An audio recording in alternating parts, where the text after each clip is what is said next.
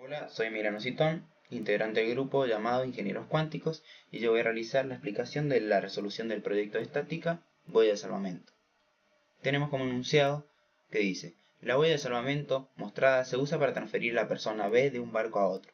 La persona está conectada a una polea que rueda sobre el cable superior. El peso total de la persona y la boya es de 250 libras. Y la pregunta es: ¿qué tensión se necesita en la cuerda horizontal AB para mantener a la persona en equilibrio en la posición mostrada? Bueno, lo primero que debemos hacer con el dato que tenemos, es el peso del hombre y la boya en conjunto, que son 250 libras, la vamos a pasar a Newton, que sería 1111,22 Newton. Luego realizamos el diagrama de cuerpo libre, en el cual vamos a graficar todas las fuerzas que actúan en este sistema, que vamos a tener las dos tensiones D, la tensión A y el peso. Como la tensión D tiene dos inclinaciones, primero vamos a descomponerla en X y en Y, la tensión D de la derecha. Entonces nos va a quedar, cuando la descomponemos en X, TD por el coseno de 10 grados, y cuando la descomponemos en Y, TD por el seno de 10 grados. Luego, la otra tensión D, cuando la descomponemos en X y en Y, nos queda TD por el coseno de 20 grados cuando la descomponemos en X, y cuando la descomponemos en Y, TD por el seno de 20 grados. Luego tenemos la tensión A, que se encuentra sobre el eje X, y el peso, que se encuentra sobre el eje Y. Luego tenemos las condiciones de equilibrio estático, que es la sumatoria de fuerza en X y sumatoria de fuerza en Y igualado a 0. Vamos a armar estas ecuaciones de sumatoria de fuerza, tomando positivo hacia la derecha y hacia arriba. La sumatoria de fuerza en X nos va a quedar menos la tensión A, menos la tensión D por el coseno de 20 grados, más la tensión D por el coseno de 10 grados igualado a 0.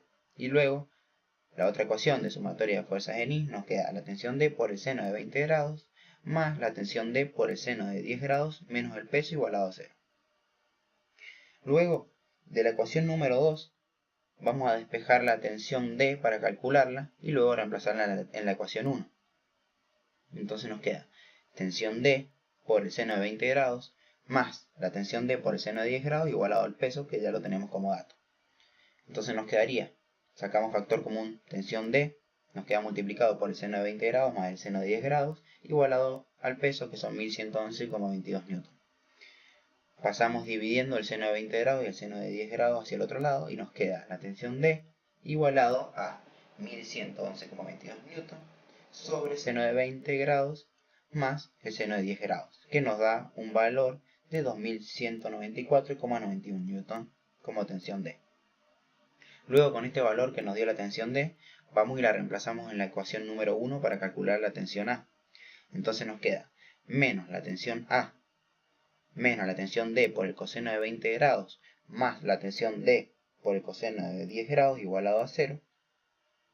Pasamos la tensión A hacia el otro lado como positivo, y nos queda tensión A igualado a TD por el coseno por menos coseno de 20 grados más coseno de 10 grados, y reemplazando el valor que tenemos, que ya calculamos anteriormente, que es el de la tensión D, nos va a quedar tensión A igual a 2194,91 newton por menos coseno de 20 grados más el coseno de 10 grados, que nos da un valor de la tensión igualado a 98,12 newton. Muchas gracias.